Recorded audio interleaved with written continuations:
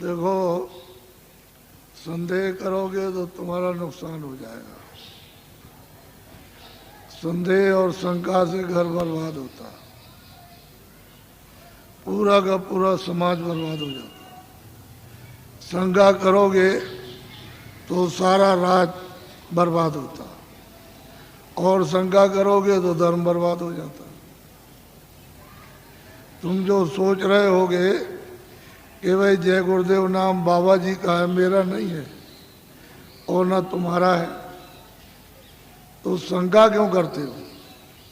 ये नाम उसका है और तुमने अभी शास्त्रों को नहीं देखा। मुझे कहते हो हमने शास्त्र देखे हैं, वो आंख बंद करके और बुद्धि को ताक में रखकर। कोई भी नाम हो, विष्णु भगवान के 1000 नाम और परमात्मा के अनेकों नाम, तो शंका क्यों करते? कोई भी नाम सतयुग का, त्रेता का, द्वापर का, कोई नाम हो जब तक सिद्ध नहीं होगा तब तक कोई नाम आत्म कल्याणकारी नहीं, आत्माओं को गति नहीं दे सकता। इसलिए नाम सिद्ध करना होगा तो जीवात्माओं के काम आएगा, नहीं कोई काम नहीं आ सकता। कोई नाम हो, उसके तो अनेक। तुम इतना नहीं समझ पाते हो कि सूरज निकलता है तो अलग अलग देशों में, अलग अलग मुल्कों में अलग अलग नाम। सूरज तो एक ही है लेकिन नाम अलग अलग। तो तुम ये नहीं जानते हो कि तुम्हारे यहाँ नाम अलग है, दूसरे मुल्क में जाओ अलग, तीसरे मुल्क में अलग। तो परमात्मा का क्यों नहीं समझते हो कि उसके अनेकों नाम हैं? इसलिए शंका मत करो। मेरा नाम नहीं है। आप सोचते होगे कि भाई बाबा जी आए तो इनका नाम, मेरा नाम तो तुलसीदास है और आपका भी नाम नहीं, तो जय गुरुदेव नाम उस प्रभु का है, फिर आपको किस बात की शंका? बोलो जय गुरुदेव। जय गुरुदेव नाम किसका? अब बड़े ध्यान से सुनो, खड़े खड़े। ये तुम जो यहाँ रह रहे हो इस मृत लोक में, तो ये तुम्हारा देश नहीं है। ना यहाँ तुम्हारा घर है, ना यहाँ कोई सामान तुम्हारा। यहाँ तुम सब लोग परदेसी हो। आपका देश, आपका घर नहीं है। यह है बच्चों मृतलोक। अच्छी तरह से थोड़ी सी बातों में मैं सब समझा दूंगा आपको। ये मृतलोक है, ये आपका घर नहीं है। मकान मालिक ने आपको ये जो मकान दिया है, अनमोल मनुष्य शरीर, ये आपको बार बार नहीं मिलेगा। उसने थोड़े दिन के लिए आपको दिया है और उसने ये कहा कि देखो भाई, मेरा ये मकान है, शुद्ध है, साफ है, पवित्र, मैं तुमको देता हूँ थोड़े दिन के लिए। और 2 अधिकार मैंने इस शरीर को दिए हैं कि एक अच्छा काम, एक बुरा काम। तो बुरा से बुरा काम करो, अच्छा से अच्छा करो। उसकी तरफ से कोई रोक टोक नहीं है। वो जो भी तुम करोगे अच्छे बुरे काम, सब ये कूड़ा कचड़ा, जितना भी पाप पुण्य का, ये सब जीवात्मा पर लदेगा, उस जीवात्मा पर रखा जाएगा और उसको कुछ मना नहीं करना। उसने तो ये कहा ये अमोलक मनुष्य शरीर है, ये मनुष्य मंदिर है, इसमें जीवात्मा को बैठा दिया। तो मेरे शरीर के द्वारा जो अमोलक है, क्या करना कि अपनी अपनी जीवात्मा को जगा लो और अपने घर में अपने प्रभु के पास पहुंचा दो। क्योंकि ये मनुष्य शरीर अमूलक है। सारे संसार का धन, सोना चांदी हीरे जवाहरात, इसकी कीमत नहीं दे सकते हैं।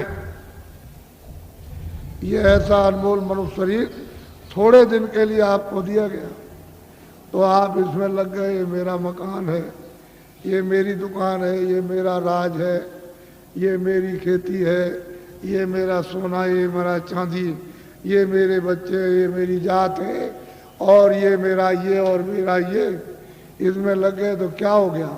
काम है, क्रोध है, लोभ है, मोह है, आशा है, तृष्णा है, झूठ है, छल है, कपट है, फरेब है, धोखेबाजी, दगेबाजी और चोरी और डकैती और हिंसा, इसमें आप लग गए। तो महात्माओं ने क्या कहा था कि देखो ये बुरा काम है और ये अच्छा है। इस बुरे काम से तुमको, सबको, स्त्री पुरुषों को, बच्चों को दुख मिलेगा, तकलीफ मिलेगी, रोग मिलेगा, कोढ़ मिलेगा, अंधे हो जाओगे, बहरे हो जाओगे, गरीब हो जाओगे, सताए जाओगे और मारे जाओगे। ये सब ये है अच्छा काम, इससे सुख मिलेगा। यही दो बातें महात्मा गांव-गांव में घूम करके आपको समझाते थे और आप लोग उस बात का ध्यान रखते थे कि भाई बुरे काम से तकलीफ होगी, अच्छा काम करेंगे तो सुख मिलेगा। तो महात्माओं के उपदेश को सब लोगों ने छोड़ दिया और सब के सब अच्छे काम को छोड़ चुके, बुरे काम में लग गए। जब बुरे काम में लग गए तो आपको तो मालूम नहीं है कि उसने ये अमोलक मनुष्य शरीर थोड़े दिन के लिए दिया है। तो आप जब नहीं मालूम है तो जीवात्मा पर आप कूड़ा कचरा लाद रहे हो। इस बार तो जब घड़ा भर जाएगा तो ये तो बाहर से बहेगा, फूटेगा और टूटेगा और आग निकलेगी, जहर निकलेगा, तो तुमको तो कुछ मालूम नहीं। जब उसका तुम तो समझते हो कि ये मेरा है, तब तक समय इसका पूरा हो गया। अनमोल मनुष्य मंदिर का इसका समय पूरा हो गया। उसने अपने सिपाही बुलाए, किसने? मकान मालिक। ये देखो ये है, ये लल्लू सिंह है, ये रामनाथ है, ये श्यामवती है और ये लीलावती, और ये मतलब जहांगीर है। इनका वक्त और समय हो गया, जाओ फौरन मकान खाली करा लो। तो कागज कहते हैं वारंट, वो फौरन लेकर के दौड़ पड़ेंगे और वहीं से आवाज देंगे। तुम इस वक्त में वहाँ हो अमेरिका में, तो जोर से यही से देंगे कि लल्लू सिंह तुम्हारा वक्त पूरा हो गया और आप तैयार हो जाओ मकान का। तो यहाँ से फौरन, यानी क्षण भी नहीं लगेंगे, वहाँ आवाज पहुंचेगी और जोर से धक्का मारेगी तो लल्लू सिंह उलट जाएंगे, वही गिर जाएंगे, आंखें अंधी हो जाएंगी, कान बहरे हो जाएंगे, बुद्धि पागल हो जाएगी, जबान बंद हो जाएगी, बस उसी जगह फौरन। और वो सिपाही यहाँ से एक क्षण भी नहीं लगेगा, अमेरिका पहुंच जाएंगे और कहेंगे देखो ये मालिक का हुक्म हो गया, मकान खाली। तो मन को, बुद्धि को, चित्त को, प्राणों को और जीवात्मा को, रूह को इस अमोलक मनुष्य मंदिर से, जिस्मानी मस्जिद से निकाल बाहर। अब ये आपका शरीर ये पड़ा,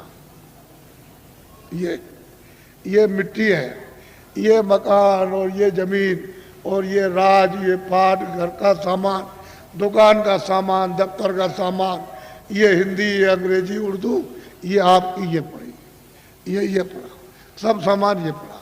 अब ये बताओ, ये इनमें से कोई सामान तुम्हारे साथ जाएगा? बोलो जाएगा? तो तू कैसे कहता कि मेरा है? ये कैसे कहते हो कि मेरा है? ये राज मेरा है, ये दुकान मेरी है, दफ्तर मेरा है, ये खेती मेरी है, ये मेरा है, ये कैसे? ये तो तेरा ये भी नहीं, तो किराए का मकान है। ये नहीं समझा कि खाली हो गया, ये पड़ा। अगर किराए पर न दिया होता तो वो चेतन जीवात्मा जो परमात्मा की अंश है, वो कैसे निकाल दी जाती? किराए पर तो मिला और उसका वक्त निर्धारित समय कि इतने समय के अंदर रहो और इसके बाद अपना काम करो, मत करो तो निकलो। तो तुमने क्या, तुमको लाभ क्या हुआ? तुम अचानक में निकाल दिए गए अनमोल मनुष्य मंदिर, ये बार बार मिलेगा? अरे तुम खड़े हो, ये बार बार मिलेगा? कितने युगों के बाद, कितने सतयुग, कितने त्रेता, कितने द्वापर, कितने कलयुग खत्म हो गए और उसका जो पुण्य है वो एक एक बूंद तुम्हारा जमा हुआ मनुष्य शरीर प्राप्त करने का, और कितने युगों के बाद आपको ये मनुष्य शरीर मिला। और आपको कहते हैं ऐसे ही मिल जाएगा, ये कोई तमाशा है? तुम्हारे घर का ये कोई खेल है? कैसे मिल जाएगा? ये अमूलक चीज है, इसको हीरे जवाहरात इसकी कीमत नहीं, लेकिन थोड़े दिन के लिए मिला। इसमें जीवात्मा को ये अवसर दिया कि देखो शुद्ध पवित्र मकान है, तुम इसमें अपनी जीवात्मा को जगा लेना और घर में अपने पहुंचा दो पिता के पास, प्रभु के पास, उस मालिक के पास, उस स्वामी के पास जो वो सर्वेश्वर है, इन जीवात्माओं का जो मालिक है, जो प्रभु है, उसके पास पहुंचा दो और मकान मेरा मुझे दे दो, शुद्ध है, स्वच्छ और साफ देना। तो आपने कुछ शुद्ध साफ रखा, आंख गंदी, कान गंदे, जबान गंदी, मन गंदा, बुद्धि गंदी, चित्त गंदा, जीवात्मा गंदी, हाथ गंदे, पैर गंदे, इतने तुमने कैसे कैसे कर्म किए तो गंदगी को तुमने लाद लिया। ये पहाड़ों की तरह से गंदगी जमा हो गई, तो बताओ इस जीवात्मा का उबार कौन करेगा? मैं वहां वो बात सुनाने नहीं आया जिसको तुम समझ रहे होगे। ये खेती करो, दुकान करो ठीक से, और दफ्तर का काम ठीक से करो। मैं कब मना करता हूं? आप जो भी सामान लेकर खेती से, दुकान से, दफ्तर से आओ, और जो पैसे लेकर आओ बाजार में खरीदो, अनाज खरीदो, सब्जी खरीदो, फल खरीदो, कपड़े खरीदो, और सामान और दवा खरीदो, और मकान अच्छा बनाओ और झोपड़ी अच्छी लेकिन ये तो समझो कि ये सब सामान किसके लिए? इस किराए के मकान के लिए। ये पंच भौतिक शरीर है, इसके लिए आपको दिया कि कपड़े दो, खाना दो, दवा दो, इसको निरोगी रखो, यानी रोग ना होने दो। ये आपको बताया, ये आपको बता रहा हूं कि ये सामान सब इसका है, तो आप लाख जोड़ो, करोड़ जोड़ो, अरब खरब रखो, लेकिन ये तो समझो कम से कम कि ये इसका है, इसमें जीवात्मा का रत्ती भर भी नहीं, ये समझता। तो जब ये खाली हो जाएगा तो ये पड़ा और ये पड़ा, न ये इसके काम और न ये इसके काम। और फैसला है, तुमको जो होना है वही तुमको बता देता हूं। तुमने घर में जरा भी ध्यान नहीं दिया। तुम हिंदू हो, मुसलमान हो, सिख, ईसाई हो, कि तुम्हारे घर में बच्चा बच्ची पैदा होता है मखमल पहन के आता, रेशम पहन के आता, क्या कोई सोना चांदी लेकर आता है, या जमीन और मकान नंगा आता और रोता हुआ? तो तुमको सबको ये देखना चाहिए भाई कुछ लेकर नहीं आया, ये तो खा लिया। रो रहा है तो अपनी पीड़ा में, अपने दर्द में रो रहा, उसको दर्द और पीड़ा हो रही, सहन नहीं हो रही है, और माँ कहती है अरे बच्चा चुप हो जा, पुचकारती है, लेकिन उसको न देख सकता, न सुन सकता, न बोल सकता है, तो कुछ भी नहीं कर सकता, रोता ही रोता है खाली। तो दर्द में रोता है, पीड़ा में। तुम जब इधर आए, जरा बड़े हो गए, तो तुमको बताया ये सब कुछ, और तुम्हारे जाने का जब समय हो गया तो तुम्हारी बुद्धि यहाँ रखवा ली, और देखना यहाँ रखवाया, और सुनना यहाँ रखवाया, बोलना यहाँ रखवा लिया, सब रखवा लिया उसने जितना भी था। और तुमको मतलब यह है कि निकाल बाहर किया, फिर तुमने उस पर कपड़े डाल दिए। क्यों? कि भाई अब देखा नहीं जाता, अब देखा नहीं जाता, अब तो डर लगता, घृणा हो गई, तो कपड़ा डाल देते हो। तो इतना नहीं तुम देखते हो, जब ले जाते हो कपड़ा ढक करके, तो वहाँ गड्ढा खोद के गाड़ देते हो, लकड़ियों पर रख करके, और इसको रखते हो और जलाते हो। तो तुमने आग लगाते देखा नहीं कि फुक है, यानी कपड़ा जल गया, नंगा हो गया। तो तुमको ये नहीं दिखाई दिया कि कोई कपड़ा लिए जा रहा है, कोई सोना, कोई चांदी, कोई मकान, कोई बाल, कोई बच्चे, कोई रिश्तेदार, या हिंदी, अंग्रेजी, उर्दू लिए जा रहा? ये जाते में सब रखवा लेगा, आते में कुछ ले आने नहीं दिया। तो ये आपको समझना चाहिए कि ये किराए का मकान आपको थोड़े दिन के लिए दिया है, तो आप कोई घर बार मत छोड़ो। मैं कोई घर बार छोड़ाने थोड़ी आया हूँ। तो खेती करो, दुकान करो, और दफ्तर का काम कैसे करो? ईमानदारी, मेहनत, झूठ नहीं। झूठ और धोखा और बेईमानी और चालाकी और मारपीट और हिंसा और दगेबाजी और सीनाजोरी और जबरदस्ती, बेईमानी, ये नहीं, ईमानदारी, मेहनत। घर में आओ, अपने बच्चों की सेवा करो, ये दो ही तो आपकी ड्यूटी है, और क्या भी। और जब आप जाओ सोने, कोई काम ना हो तो ये मनुष्य मंदिर है, इसमें जीवात्मा बैठी हुई है और ऊपर से परमात्मा 24 घंटे बोल रहा, एक क्षण भी बंद नहीं होता। 24 घंटे उसका कथा कीर्तन आरती 24 घंटे हो रही है और तुम्हारे कानों तक आवाज दे रहा कि तू मेरी आवाज को सुन ले, और मेरी आवाज को सुनकर पकड़ के मेरे पास चला। तो तुम कभी सुना? कूड़ा कचरा लाद लिया इस पर। तो मैं तुमको जरा बताता हूं, ये तो बहुत से डॉक्टर हैं यहाँ और आप पढ़े लिखे हो, विद्वान हो, आप जानते हो कि जीवात्मा कहाँ है इस शरीर में? तुमको मालूम? ये जो मिट्टी पड़ी है उसका एक बालू का कण, एक जर्रा उसके लाख टुकड़े कर दिए जाए, उससे भी वो छोटी है और इस शरीर में बंद है। तो किसी ने एक्सरे में, किसी ने आले में बताया? कहीं नहीं पता चलता। सब लोग आला खींचते हैं कि इसमें कौन है, कौन निकल गया और कौन डाला गया, लेकिन कहीं कुछ नहीं। तो मैं तुमको बताता हूँ, तुम तो मतलब ये है कि मेरी बात पढ़े लिखे अनपढ़ सब सुनो। देखो ये मनुष्य शरीर, बच्चा पीछे हो जाओ, इधर पीछे मत खींचना नहीं फोटो को, ये सत्संग हो रहा है नहीं, आप कुछ मत करो। ये फोटो किस लिए खींच रहे हो? अभी मत खींचो। देखो मेरी तरफ, ये अनमोल मनुष्य शरीर है, ये मनुष्य मंदिर है, इसमें 24 घंटे देववाणी, आकाशवाणी, आसमानी आवाज, कलमा और आयतें हो रही हैं। मैं तुमको इधर बताता हूं, देखो इधर ये जीवात्मा न इधर है न इस तरफ है, न ये इधर बैठी हुई न इधर, और न इस तरफ है, यानी इधर नीचे कहीं नहीं। अब मेरी तरफ देखो, ये दोनों आंखें बीचों बीच में, ये जीवात्मा दोनों आंखों के मध्य में, दरमियान में ये बैठी हुई। यहां उस जीवात्मा में एक आंख है, वो तीसरी आंख, तीसरा नेत्र, और शरीर में 2 आंखें। कितनी आंख हुई? बोलो, जोर से बोला करो ताकि समझ में आ जाए। 3 आंखें हो गई। देखो इधर, ये जीवात्मा दोनों आंखों के बीचों बीच बैठी हुई है।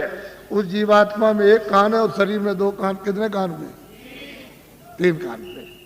अब तुम समझ लोगे तो जल्दी आ जाएगा। ये जीवात्मा बैठी हुई है दोनों आंखों के बीचों बीच।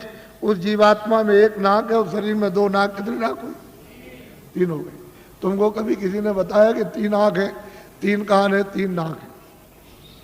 कोई बताने वाला तुमको मिला? पहले सोचो इस बात के लिए। तो इधर देखो, ये 2 आंख, 2 कान, 2 नाक, ये तो शरीर में। ये बाहर का काम करते हैं, सुनने का और देखने का और सूंघने का। अब जो अंदर में जीवात्मा जो बैठी है, उसमें एक कान है, एक आंख है और एक नाक है। तो इस आकाश के ऊपर सुनने का काम करेगी, देखने का और सूंघने का। तो तुमने कभी शास्त्रों में कि स्वर्ग की और बैकुंठ की बहिष्ठी कितनी सुगंधी है, तुमने कभी सुना? तो ये नाक सूंघेगी, वहां कितनी सुंदरता है, यानी कितनी वहां खूबसूरती है, तो ये आंख देखेगी ये बाहर की। तुमने कभी किसी से पूछा? और तुमने कभी रामायण है, गीता है, कभी शास्त्रों को तुमने ध्यान से पढ़ा? उन महात्माओं ने तो देखा था, उन्होंने तो तीसरी आंख, तीसरा कान उन्होंने खोला था। इन आत्माओं की जमीन जो ये दोनों आंखों के बीचों बीच बैठी हुई है, तो इधर देखो ये डंडा है, ये पूरा डंडा, पूरा का पूरा। इधर देखो, जब 2 आंखें ये खुलती हैं तो आप देखते हो कि आसमान ऊपर है, जमीन नीचे। तो शरीर की जमीन तो ये नीचे है और शरीर का आसमान ऊपर। लेकिन ये जो तीसरी ये आंख है जो जीवात्मा बैठी, वो यहाँ, वो तीसरी आंख, तीसरा कान, तीसरा नाक इस आकाश के ऊपर है। तो आत्माओं की जमीन ऊपर है, जीवात्माओं की जमीन ऊपर है। वो चेतन है, वो जड़ नहीं है। ये खेती नहीं है, दुकान नहीं है, दफ्तर नहीं है, ये कपड़े नहीं है, कोई सामान नहीं, कोई टट्टी नहीं, कोई पेशाब नहीं, कोई लड़ता नहीं, कोई गाली नहीं, कोई गलोज नहीं, कोई धोखा नहीं, कोई बेईमानी नहीं, कोई मस्जिद नहीं, कोई मंदिर नहीं। ये जीवात्माओं की चेतन जमीन ऊपर। तो तुमने कभी किसी से पूछा कि महात्मा नाम किसका है, योगी किसको कहते हैं, क्यों योगी कहा जाता, क्यों महात्मा कहा जाता, क्यों महापुरुष कहा? ये तो आपने कभी पूछा नहीं। भाई इसमें लगे हुए झूठ, चल कपट भरे हुए। धोखे बेईमानी में। तो इसमें आपको क्या मिला, क्या मिल गया? ये यहाँ क्या मिला? वो तो जो यहाँ कुछ है वो तो क्षणिक। ये तुम्हारे कानों तक ऊपर से आवाज आ रही है, उधर से प्रकाश आ रहा, तो उस प्रकाश का आनंद और उसका देववाणी का वो ठंडक तुमको मालूम होती है इंद्रियों के द्वारा, तो तुम कहते हो जरा सा आनंद मिल गया, फिर और जगह मिलेगा, और जगह मिलेगा, और मिलेगा। वो देखने में मिल जाएगा, सुनने में मिलेगा, कपड़े में मिलेगा, मकान में मिल जाएगा, खाने में मिल जाएगा, स्त्री में मिलेगा, बच्चे में मिलेगा, चलो राजपाट में मिल जाएगा, सारी दुनिया पर राज करना। लेकिन वहां गए कुछ नहीं है ही नहीं। अरे ये मृतलोक है, ये भूल भुलैया है। रास्ते से आए थे, रास्ता छोड़ दिया, आंखें बंद हो गई, कान बंद हो गए, सब बंद हो गया, रास्ता भूल गए। अब वापस जाने का कोई रास्ता नहीं। तुमको तो मालूम नहीं कि एक ही रास्ता जीवात्माओं के आने का शरीर में और वापस अपने घर में जाने का एक ही रास्ता, दूसरा कोई रास्ता ही नहीं। और तुम यहाँ भटक गए, चलो वहाँ चले और वहाँ चले, उधर चले, तो इस अंधेरे में ये सब अंधकार है। उधर तो सूरज निकलता नहीं, उधर सूरज डूबता नहीं, उधर तारे नहीं है इस तरह के, उधर चांद नहीं है। तो तुमने कभी पूछा किसी से कि रामायण में क्या लिखा? रामायण में जो उन्होंने प्राप्त किया वो तो उन्होंने लिखा, गोस्वामी जी ने, तुलसीदास जी ने। और आप रामायण पढ़ते हो तो आपने क्या देखा? आपकी समझ में क्या आएगा, क्या लिखा? इसलिए महात्माओं की बारी आपके समझ में नहीं आ सकती। तभी तो अर्थ का अनर्थ हो गया, और धर्म का अधर्म हो गया, और कर्म का अकर्म हो गया, और सत्य का असत्य हो गया, और न्याय का अन्याय हो गया, और प्रेम का दुश्मनी हो गई घर घर में। तो बताओ, मैं तो तुमको अमूलक चीज देने आया था, लेकिन अब यह है कि थोड़ी बारिश हो गई तो ये जमीन अमीन भीग गई, तो आप समझते हो हमारे कपड़े गंदे हो जा रहे। कपड़े तो बच्चा गंदे होते ही हैं और होंगे ही, लेकिन जो जीवात्मा जो कितने जन्मों से गंदी हो गई, कभी तुम इसकी सफाई करके इसको आजाद स्वतंत्र कभी करोगे? कभी तुमको ये मौका मिलेगा? ये तो समय निकला जा रहा, अभी बस समय खत्म हो रहा। बहुत तो समय चला गया आपका, बहुत बरस आपके निकल गए, अब ये थोड़े से रह गए, वो भी निकलने वाला। बस फौरन वारंट अभी कटता है और तुमको निकाल देगा। बस साल सुई की नोक और बालू का एक कण एक जर्रा जाने वाला है, एक किराए का मकान है। तो अमूलक चीज, ये अनमोल मनुष्य मंदिर में ये जीवात्माओं का अमूलक धन।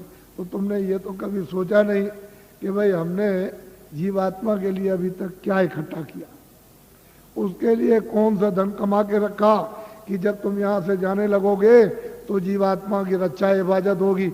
उधर तो कोई मदद करेगा नहीं, उधर तो इधर से निकालेगा, और उधर उसने हिसाब कर दिया कि इनको ले जाओ, इन्होंने बड़े मृतलोक में जाकर बड़े दुष्कर्म और बड़े मतलब बुरे काम और पाप कर्म किए, तो इनको ले जाओ, कुत्ते में बंद करो जाकर के। तो कुत्ते में बंद, कुत्ते से निकाला बिल्ली में बंद, बीच से मिला तो गधे में बंद, गधे से निकाला ऊँट में बंद, तो ऊँट से निकाला किसी पंछी में बंद, तो 4 खाने 84 लज्जोनिया। फिर तुमको ये मनुष्य शरीर किधर मिलेगा? तुम तो ये सब जानते नहीं, तुमको तो ये सब मालूम नहीं, तुमने तो देखा नहीं। इसलिए मैं तुमको अमूलक चीज देने के आया हूँ। कुछ आत्म धन चलते चलाते, जीवात्मा के लिए कुछ आत्म धन, यानी ईश्वरीय खुदाई रूहों को खजाना, उनको कुछ दे दो इस जिस्म में, शरीर में, तो इसका भला हो जाए। नहीं तो ये जा रही है तो दब गई, ये इसको कौन छुड़ाएगा? बिना महापुरुष, बिना जानकार के इसका रास्ता कौन जानता है? कोई नहीं जानता, सब भटके हुए भूले हुए। तो अमूलक चीज लो, उसको देना चाहता हूँ। इसलिए तुम ऐसा मत समझो कि कोई बाबा जी जय गुरुदेव है या बाबा जी भगवान है। हम तो पक्के आपके सेवक हैं, सेवक। कोई भगवान नहीं है, कोई जय गुरुदेव नहीं है। जय गुरुदेव तो हुआ है, हम तो आपके सेवक हैं। सेवा करने का मतलब यही होता है कि तुम्हारी गंदगी को साफ, जो तुम्हारी गंदगी धोता है, साफ करता है, उसका नाम सेवक ही है। जितने भी भारत में महापुरुष आए इस प्रभु को प्राप्त करने के लिए इस कलयुग में, वो सब के सब सेवक रहे। वो कभी महात्मा नहीं बने, न कभी महात्मा बनेंगे, न बने, न उन्होंने कभी इच्छा और ना उन्होंने कभी स्वप्ने मतलब ये कभी सोचा। वो तो सेवा, तो तुम लोग उनको पहचान भी नहीं पाते। और उनके पास में अमोलक धन होता, अमोलक खजाना, और तुम ले नहीं पाते।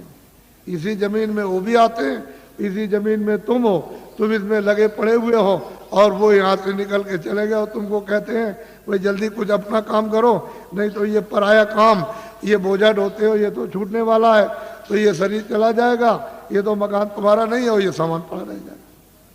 तो अमोलक चीज है, अमोलक धन है, तुम्हारे पास खजाना रखा हो अथा।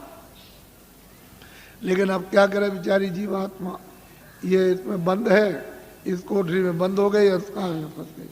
अब इसको कुछ नहीं सुनाई दिखाई कुछ नहीं देता।